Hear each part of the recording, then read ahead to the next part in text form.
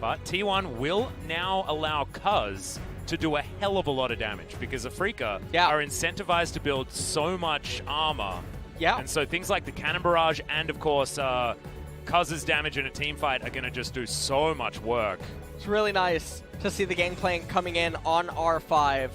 Now, what they're probably thinking about is they're going to try to locate Set early on and then send the Akali to go up against Set. It's, I think, historically his worst matchup that he can possibly have. Yep. Now, obviously, Akali, she has had her kneecaps sort of busted up a bit in her current form, but this team composition from Afreeca has a clear identity. It has a clear path with what it wants to do. Spikes in the mid game, has some late game insurance, but the Gangplank, massive value. You said it as well. The Gragas is going to be able to deal true damage if he wants it against most of the targets on Afreeca. Cannon Barrage also going to get so much value. So a very well-rounded team comp again by T1. And I like the pirate duo of the Gangplank and the Misfortune. It's just so much AoE damage and CC in an area. Do you know Misfortune's name? Oh, dang it, I don't remember. I did at one point know her name, but I think it's Sarah. Yeah, right? that's it. Yeah, Sarah. It is Sarah. Do you know... So Gangplank died. You know that, right? And then he came back, right? Isn't that part of his lore? Is that Captain Jack Sparrow's lore as well? No, I'm not sure. But I mean, that was the Undertaker in WWE, I believe his first wife, or maybe current wife, is named Sarah. Whoa. So we're saying that... Some similarities going on here. So the synergy between our solo laners on T1's side are definitely there. Is that what you're saying? That's what that is... Because Set is 100% a wrestler. You do seem to be picking up what I'm putting down. Oh, yes. Yeah. I'm always picking up what And we do have a Yokozuna in this game as well. Gragas. Okay. I believe Yokozuna is the title awarded to, like, the Grand Sumo Wrestler, right? Like the top one? So I have a friend of mine, Tom, who's just obsessed with sumo wrestling, right? And we were out one day at a bar, and he like spoke to me about sumo wrestling for actually like an hour and a half, and I picked up no information because I just wasn't all that interested. But he was very excited. I can put you in touch if you want to have a sumo wrestling combo. Okay. I actually just watched a documentary on sumo wrestlers like a week and a half ago, randomly at night while in bed. Yeah, it was. All I know is that they eat a hell of a lot. It's like super impressive the amount of food that they eat. Sumo wrestlers were not always actually big. They used to be standard size, just very muscular, etc. But because of a rule or something, there's no weight limit. So it's harder to move out of a ring. You're really, really heavy. Yes, you're incentivized to sort of be heavy. And there is only so much muscle that a frame can actually contain. That's due to a hormone that often... So the strongest man in the world has a deficiency of a certain hormone that allows him to have more muscles on his body. Okay. That's how that works. Not necessarily just for men. Whoa! Dread gonna once again... Very clean. Straight back on this... this stealing train in the jungle. Cuz just missing out on so many of his camps. He's being bullied by the young jungler of Afreeca. Well, Dread is, I mean, he's starting some stuff off. And yeah, so Faker is over 300 kills in the league. Prey is it? Okay, Deft is just being robbed, by the way. I just want to point that out there. I mean, I think Deft has 1,000 kills in both LcK and LPL. Yeah. So Deft has a lot of kills as well. I wonder who has the most globally. Well, yeah, this is the interesting thing, right? Like, I wanted to talk to you about it in the last game, but we just didn't know where we could possibly find the stat. Someone, please tweet it at us if you know what the stat might be. I know we've got some stat gods and goddesses out there. Bang is third? Yes. And he hasn't been here for a while. Yeah, it's been a while. It has been quite a bit. Well, remember T1 were also, like, they had a team that basically just played around only Bang for a really long time, so Bang was funneled a lot of the kills, which would make a lot of sense. And being on the most winning team of League of Legends history is certainly a good way to rack up a whole bunch of kills. Anyways, so far what's happening in this game, Set doing pretty set things here against Ornn in mid lane. Nice max range facebreaker there as well, as Dread looking for a gank top lane. We'll be able to find Canna here as He flashes, but I don't know whether he's going to be alive. And yep, first blood is going to go over to Dread, and he survives underneath the turret as well. No amount of flashes or oranges will do it here for the Gangplank. And Dread is really just setting the pace in game number 2 and now in game number 1 as well, as Cuz very indecisive. Oh, there's the flash body slam as Mystic flashes out of the way as well. Teddy down to about 100. The Ignite is on. And remember, he's got Cleanse and didn't use it in time to utilize it for getting out of the Ignite as well. Really so bizarre, though. Effort not using the exhaust at all. Yeah. Throughout the entire trade. An odd maneuver. Maybe expecting some sort of extended follow-up or something like that. Doesn't actually get there. Faker. Up currently about 10 CS, as we assume that Fly will get those 3 minions. Yep. Or maybe he's not. He's still stuck at 27. 28 now. Kana has absolutely played his laning phase wrong on the Gangplank. I just want to point that out. I think it's not going to come as a surprise to too many, as Gangplank's really hard. is slaughtering him. Yes. And face breaker there from Faker. Did have Cuz waiting in the wings. This should never look like this. Well, I mean, the Gangplank CS is just a disaster.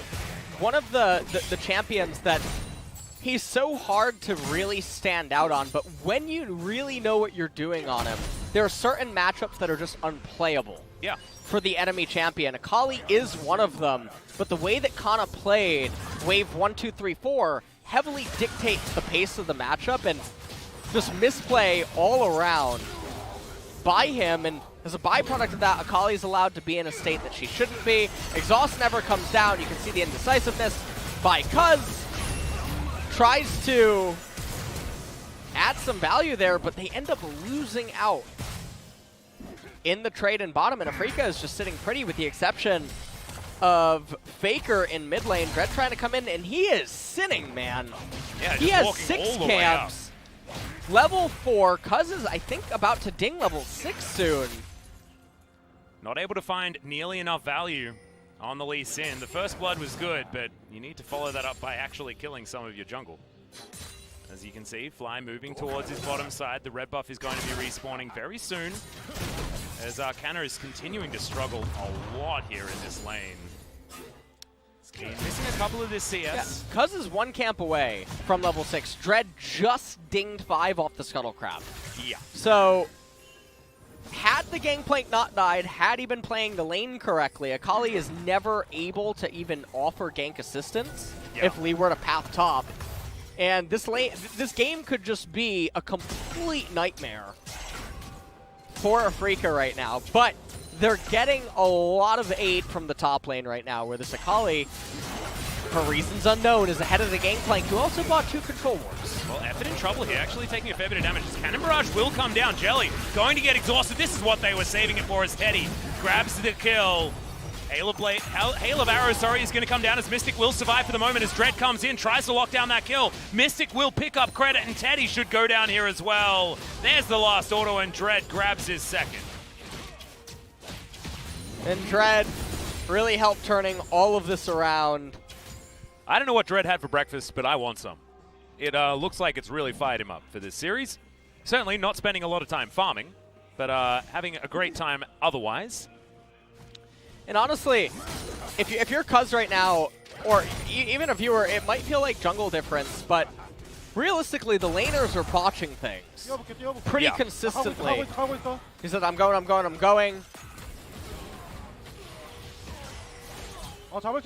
I can get her.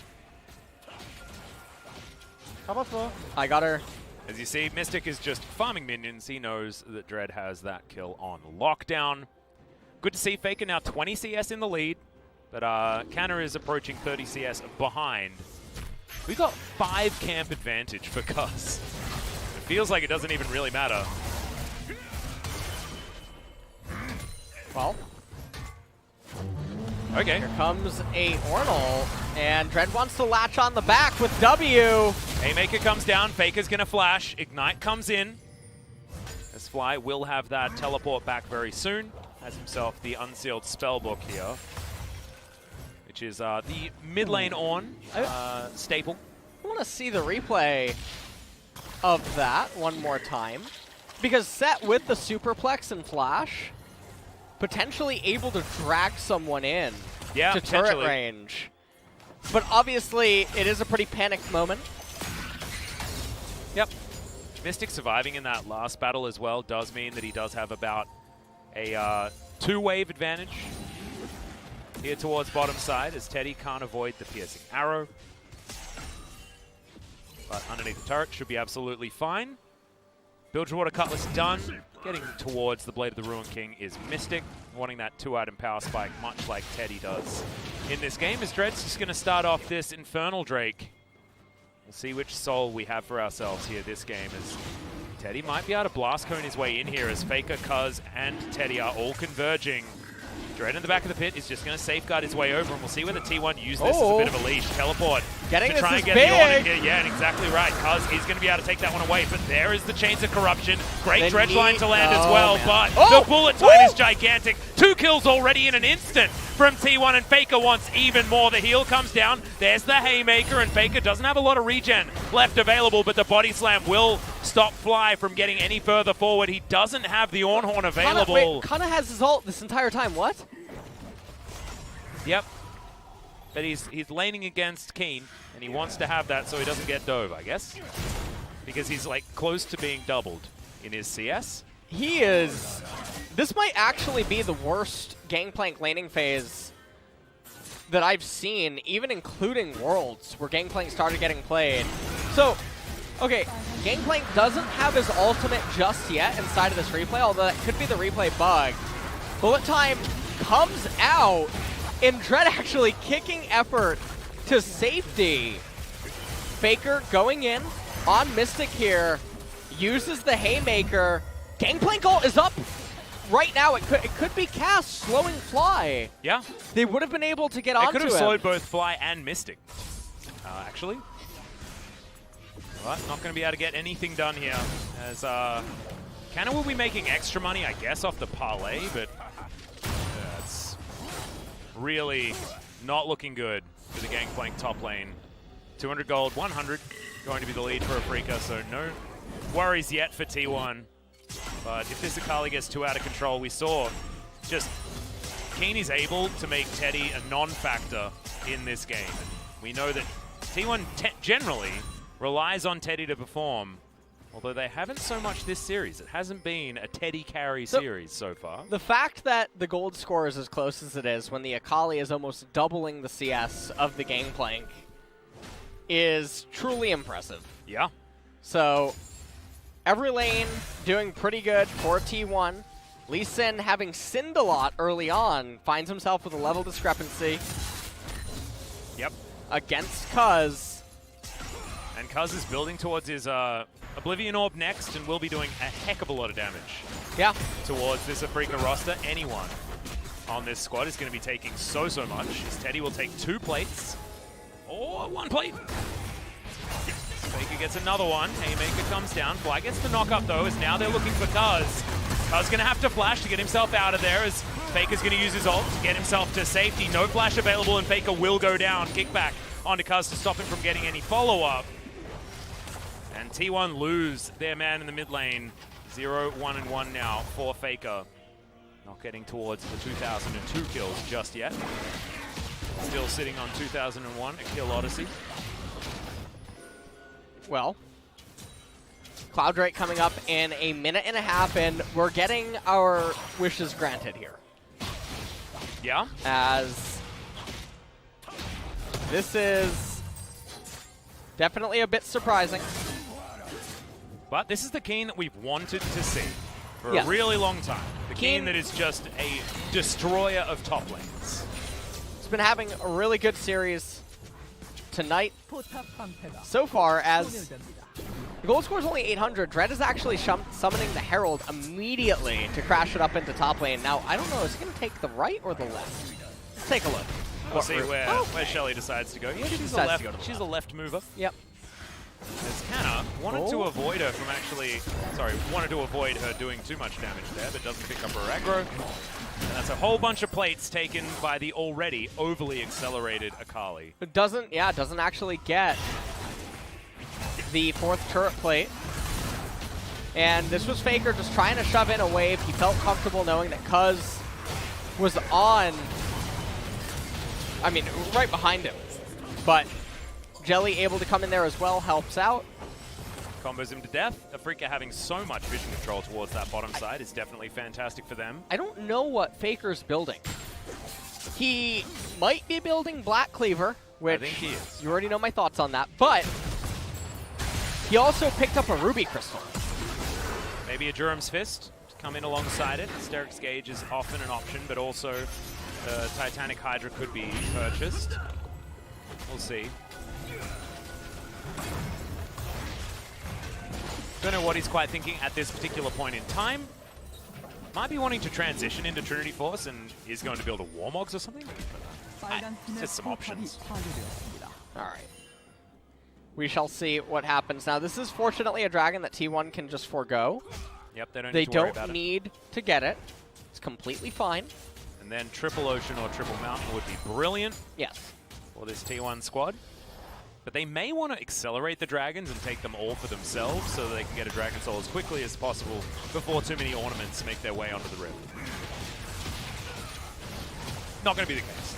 As we can see, Dread going to lock down that dragon, and it's going to be a Mountain Soul this game. If Afreeca lock down 3 mountains in a row, I think it's impossible for T1 to actually do anything this game. They already have the Ornn, and the Nautilus will be buffed so much with the inevitable Gargoyle Stoneplate that he will pick up. That is so many resistances Yes.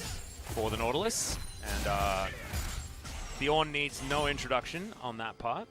It's a super important dragon to end up denying. But it will work out well for T1 also. Yeah. Set will very much like it.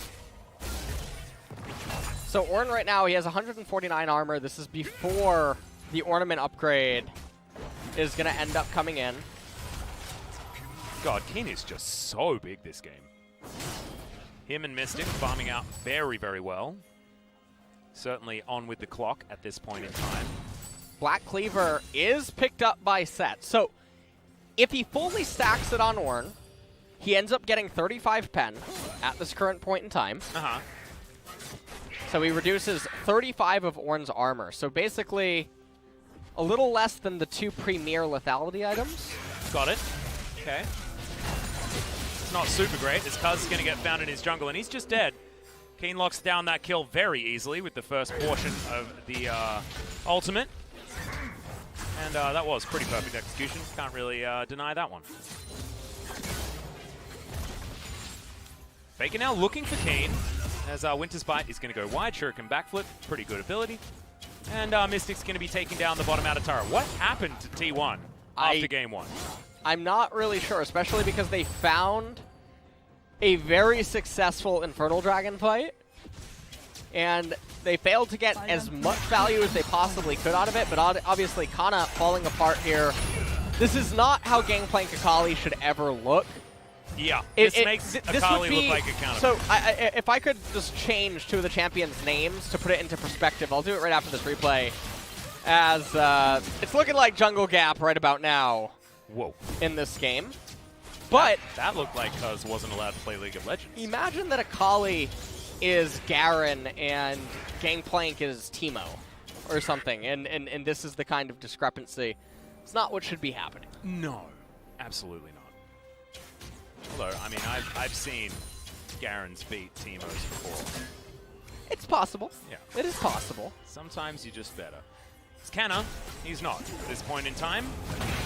50 CS is still the gap, so at least it's not getting bigger. But as you can see, Afreeca, they own this map. There's no river rams because T1 will not be allowed near the river. Sort of that game of King of the River. Unable to be won by T1 right now. Is Effort going to face check? So, the Gangplank being as far behind as he is, as well as the itemization that he has, he's not going to be relevant until the later stages. And so, even though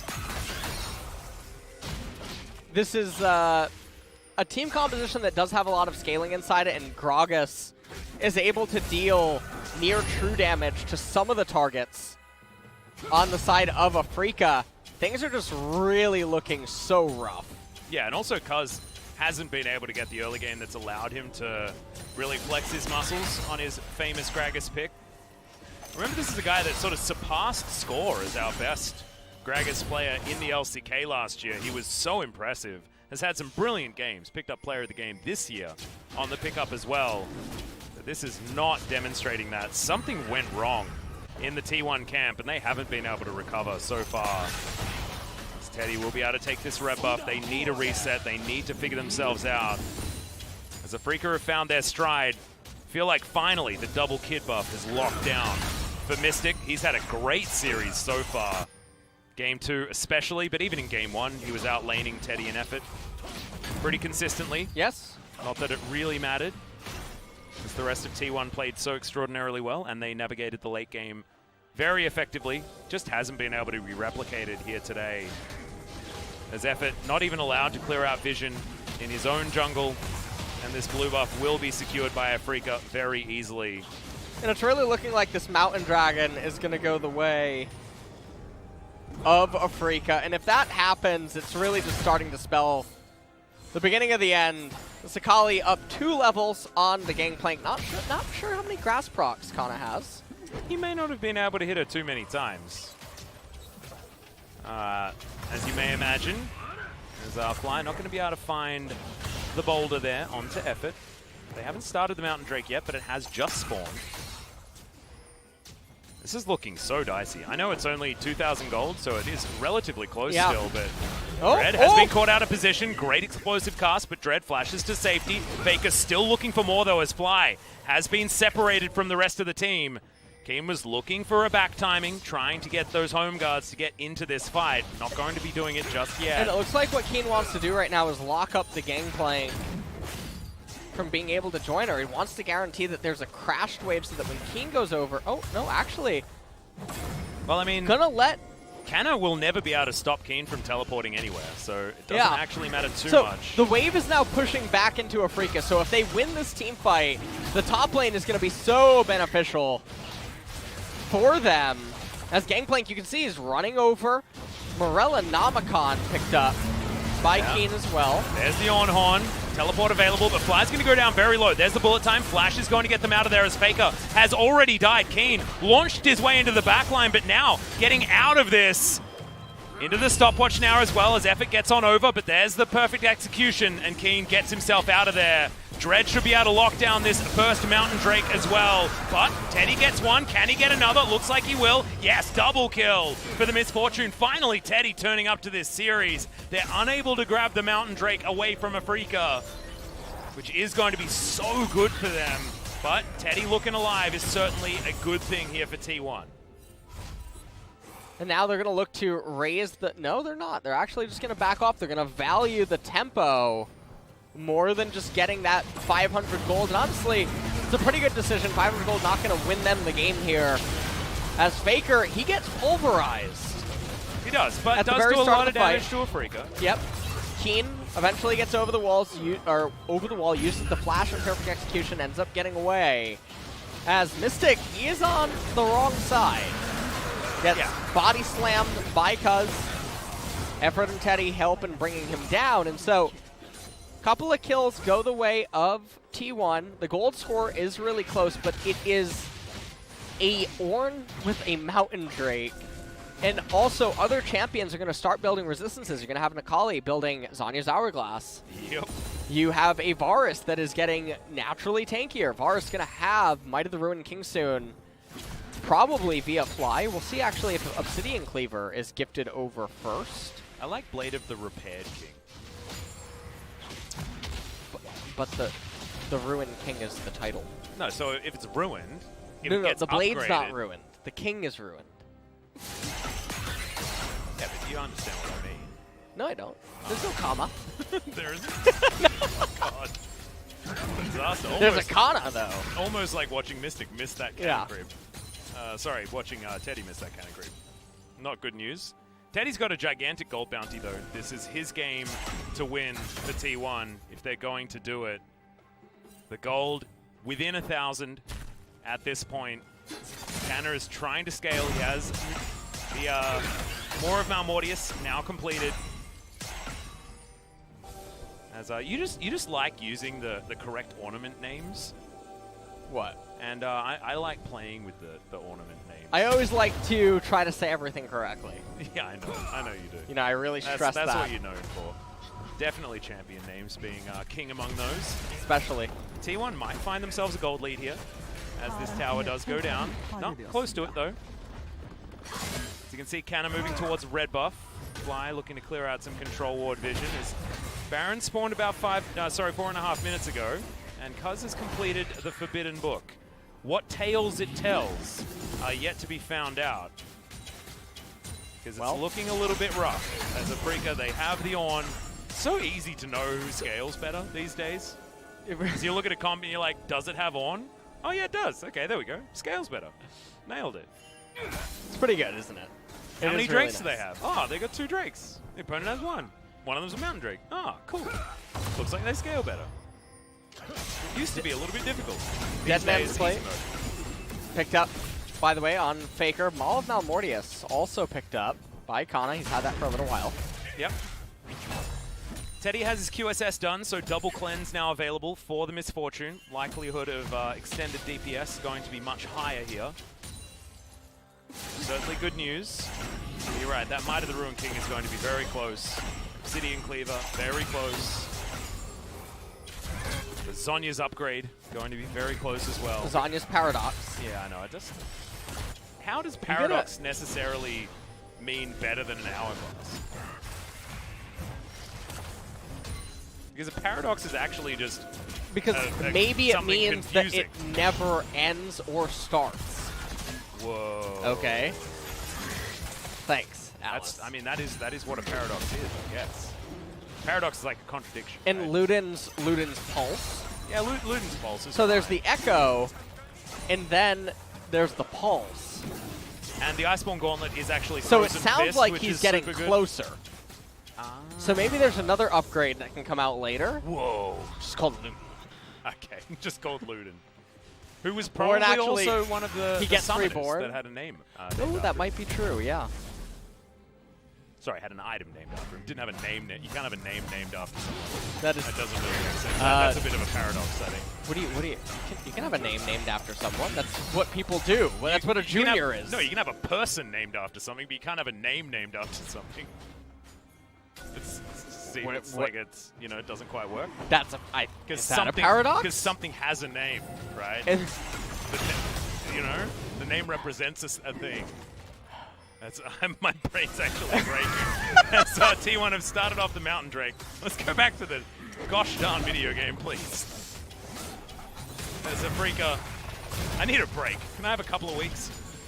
Yeah. Oh, as it turns out, yes I can. There's Faker looking to come in, does get the superplex into the back line, trying to pick off the Gargoyle Stoneplate Jelly as there's a bullet time going into Narnia. Jelly's going to survive as Keen gets into the back line, but now the Shuriken back line. Oh god, the body slam! So beautiful, and Fly not going to be able to get the layering of CC that he was looking for because Keen throws his life away with a beautiful outplay by Cuz. And now T1 should be able to get the Mountain Drake that they were looking for.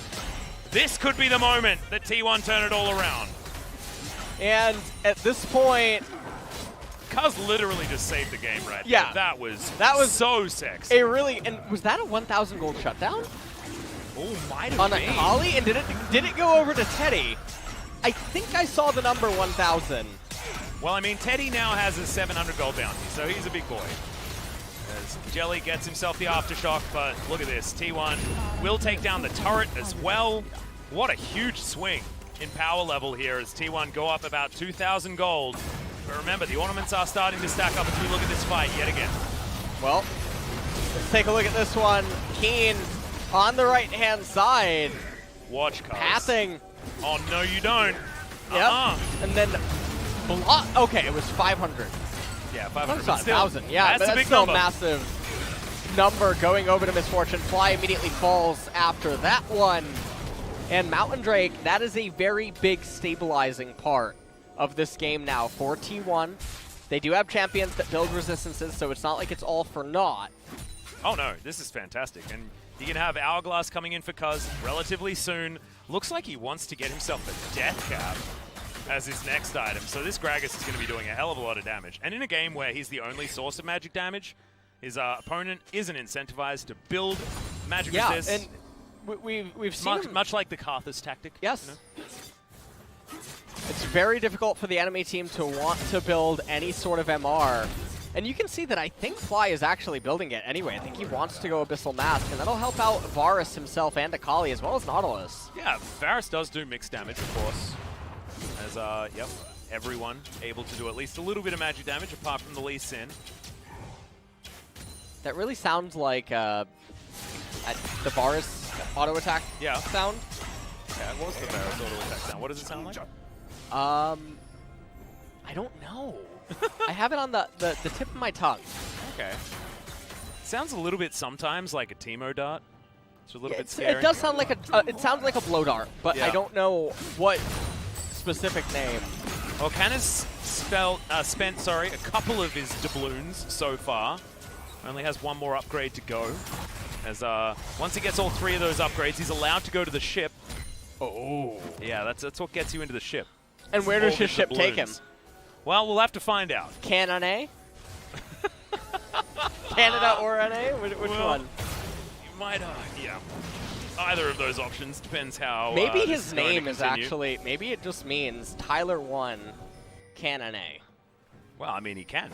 He has his entire career. I don't think that his name is lying to us, Atlas. I think that's very rude. Yeah, no, I think you're exactly right. I mean, I don't know why stating the obvious is a thing that you'd want to do with a name as a Korean player referencing a North American streamer, but that's fine. It's neither here nor there. Maybe that's what you want. As Keen is going to have his Zhonya's Paradox upgraded. And Runan's Hurricane now completed for Mystic, doing a lot of AoE damage close range in these team fights. As QSS is also done. Yeah, we are. And so we need to bring it to the POG state. Not the actual podcast. Oh, right. That is on that's on a different service. That is. You can catch that on any of your favorite podcast websites. And YouTube, of course, if you want to check out our editor Ian's fantastic video editing. Yeah. You can watch that. You can watch that. You can also listen to it. You could also do both. I was trying to rhyme, and you really just broke. I know. You wanted to quote the. I don't want to talk to you anymore. The marketing spiel, right? I want to talk at you. So let's talk about the game. Okay, go ahead.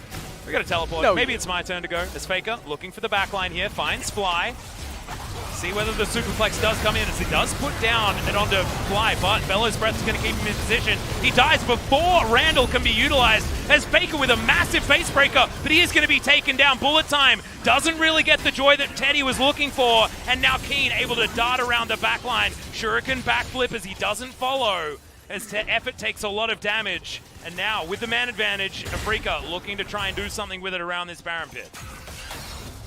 And this is a pretty scary moment right now. Fly has teleport available, Faker does not, Kana does. But what is going to end up happening? Varus, with all that lifesteal, is able to sort of tank this. Yep, Dread's in there as well. Vision is there for T1. They know that this is happening.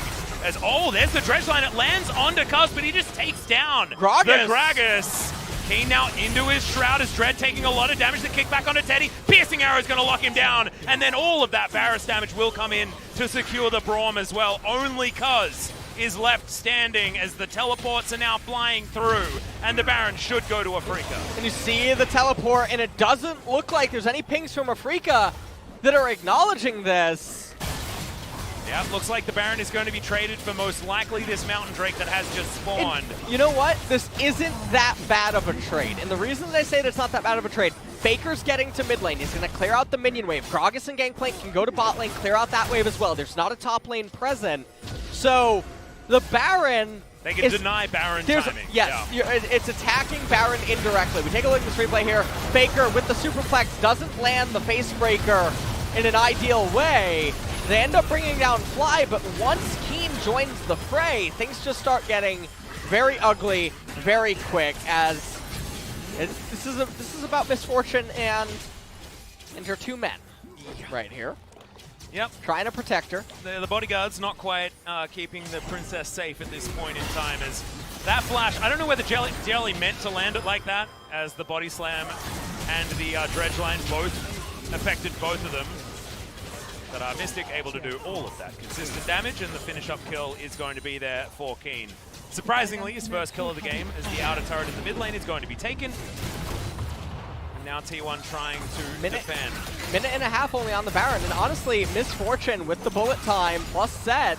Gangplank as well with the barrels. Gragas when he's building pure AP. Yep. They have a lot of wave clear. They have their inner turret still alive.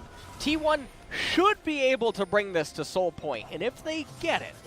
I mean, it is Soul Point right now, so 3.5 minutes. And then T1 get to fight for that very pivotal last Mountain Drake on the map. And honestly, I think it all comes down to this next dragon. As who's going to have an edge in this game. Already, I mean, Afreeca do have the Ornn. They still are in a great position. But the kills are neck and neck. The gold is still so extraordinarily close. Yeah. Still, but remember, I mean, larger in the lead for Afreeca because they do have the extra ornament stats. The ornaments are the really scary thing here. As T1, I mean, they have the Infernal Dragon, but Set only has one physical damage item. Obviously, MF, Gangplank, and Gragas going to be able to make a lot of value out of that. 2 inner turrets to be taken down here as it's a 3,000 gold Baron power play. Still not able to break the base just yet.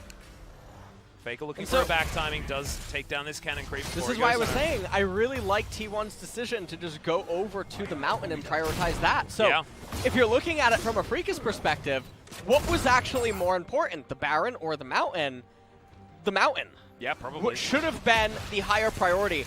Not only because you have an Ornn, you have so many champions that are building resistances, but also because that Soul Point would asphyxiate T1. Well, we've used all of our pirate ultimates, and unfortunately, they look like the pirated versions of the ultimates, as they did not get the work done there for T1 that they wanted. Now, some long cooldowns to wait before they're available for the next minion waves. We really need to layer the cannon barrage and the bullet time. I don't think Teddy and Canna really have found the coordination just yet. Despite both having names with 5 letters and double letters in the 3rd and 4th position. And, well, we're going to be waiting now a minute and a half as Gangplank. Honestly, I mean, have you ever considered how painful that must feel to have a keg just blown up right in front of you? But also, what kind of sorcery does Gangplank actually use in order to not feel any damage himself? I'm not entirely sure. Yeah, I mean, I think that if he ever released a clothing line with whatever stuff he's wearing in order to not feel pain, I think that would actually sell very well. Yeah, I mean, maybe it's... I mean, it depends on what skin he's in, right? Because sometimes he's a ghost, and of course that's going to keep him out of harm's way. I mean, I think that the... what is it? The Commando... Does he have a Recon? Recon yes, Gangplank? yes. Where he's probably wearing Kevlar. That's probably going to keep him safe. Nutcracker is not going to be a human, and therefore probably doesn't feel pain. So that's fine. It's just regular Gangplank that we have a lot of question marks for, to be honest. That is true. When it comes to the pain feeling. But who knows? He might have a certain secret. And look, when it comes to pirates, I assume it's alcohol. So that's what I learned from Pirates of the Caribbean. Alcohol is very flammable. It is flammable, which is probably, it helps him light his barrels. Ooh. Okay. That's my theory anyway. I don't know whether it's correct. That's what I'm going to put down in my diary later when I'm rethinking. You have a diary? Point. No, I don't. But if I did, that's where I would put it. All right. Yeah. 20 seconds until Mutant Dragon. Mutant Dragon? Yeah. This is going to make the game moot? Is that what you're saying? Yes. Is that why it's called Mutant Dragon? See, you always pick up on these things. Look. Don't worry, you put it down. I'll Yeah. pick it back up. All right. Don't you worry. Thank you. As Fly and Dread just staying as a unit. The rest of T1 all moving around this area. Canna is trying to defend the mid lane minion wave that was shoved, and now Mystic going to start off this dragon. Dread going to move on over. The 4-man unit of T1 do move in, but this dragon is just taken. Not a chance for T1 to even get in there, and now the threat of the Mountain Soul is going to be there on both sides of the map. We're in the Alps. The Alps? It's so far up. There's so many mountains. The altitude of this game is so high. Who is gonna summit Everest? Yeah, well, That's that's what the mountain soul is going to be this game. That actually is it. Who's gonna get has to be Everest this Himalayan game? in some way. As if you get 5 of the ocean soul, that's Mariana Trench. Oh, we're coming up with names And now, aren't 5 of the Who's cloud gonna drakes is we? full fiesta. Because so many clowns. go with that. There's so many clowns. Yeah, sure. It's it. We call it it. The Pennywise. greatest cloud of all. Pennywise! Oh, perfect. Yes. Perfect. Yes, and what's the Infernal? Pennywise soul. And The so sun? Infernal has to be, yep, The I guess sun. the sun would Yeah, work. we'll go with the sun. Yeah. And Elder is Exodia. Yeah. Yeah. All right. That's it. I still think that Pennywise is my favorite. Yeah, it is. Maximum cloud drakes. He doesn't actually do anything if you're not afraid of it. Yeah, I know, right? Actually, I wonder. I wish there had been in one of the 2 movies, or 3 movies, I guess, considering the original and then the remakes, as we might have a team fight that's going to break off my thought. But unfortunate, as Gangplank's moving on over as well. T1 just clearing out vision for now. Baron's still available. We're still 10-9 in kill score. As, okay, we find a superplex into the backline. Fly is unable to find the Bellows breath in time, as finally we've got the Pirate Ultimates layered. As Faker with his Gargoyle Stoneplate does come in, but in comes Randall. Can he get the knockback? The answer is no, as he's CC'd before anything can happen. Stand behind me, beside me, sorry, is there for effort, but we've got no kills. A lot of ultimates, but no kills. We're in an indefinite lull state here because it is so thin. And there's so many mountains. There's so many mountains. No one can breathe. Everyone. Okay, hold on. They got comes Fly. back. Fly. He's a very tanky man. Great knock up there as Teddy still at full health. A gigantic shield also available. Is now Keen still looking for the backline. Keep your eye on that, Akali. It's a dredge line. Out of nowhere lands onto Kuz. And Sonic Wave connects but isn't actually completed. As now Afreeca with a man advantage. No jungler on T1's side. Look to start off this Baron, and they're not going to waste any time getting over here. Kill score is 11-9, which in Korea is the 3-digit code for the emergency hotline. We are the LcK, literally can't kill. We got a team fight though. We managed to kill one, as now T1's trying to find one back, but it's Mystic that grabs the first kill in the fight, and Teddy goes down also. Now Canna trying to fight against Keen, who he hasn't been able to all game, so we know exactly how that one goes. And a triple kill comes forward from Mystic. Afreeca have done what no one thought was possible, and they should win this game against T1. And this is a major upset to end this night. It's the double kid buff coming through from Mystic as well. That's Huge it. Congratulations are deserved for him for his 2nd child, and have already proven to be a gigantic buff. You thought wife buff was strong from Doinby. What about wife double kid buff coming through from Mystic here to pull him out of his funk of the last few series? And there goes the Nexus. Afreeca will topple T1 and solidify the top 4 here in the LcK. T1 getting